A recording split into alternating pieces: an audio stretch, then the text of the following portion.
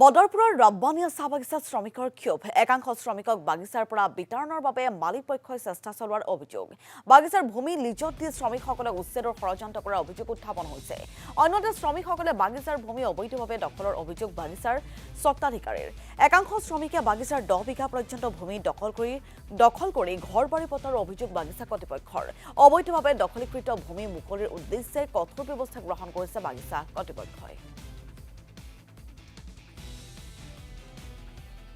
এখানে বাগানের যে মালিক তারেও কোয়া হয়েছে যে এখানে আমরা বাগান এখানে কোনো ফিশারি হইতো না তারপরেও উনি লিজ দিয়ে একজন মানুষরে এই জায়গাটা দিলাইছে কারণ রাত্রেও কাজ করে দিনেও করে কিন্তু আমরা যদি সুবিচারও যাই আমরা উপরে ধমকি আই যে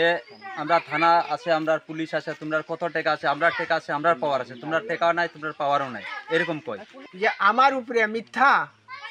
মদের কেস আমি প্রতিবাদী করেছিলাম এইখানে আমাদের রাস্তা 200 বছরের আগের রাস্তা 8 হাতের রাস্তা এইটার লাগিয়ে আমি কইছি যে এই জায়গাতে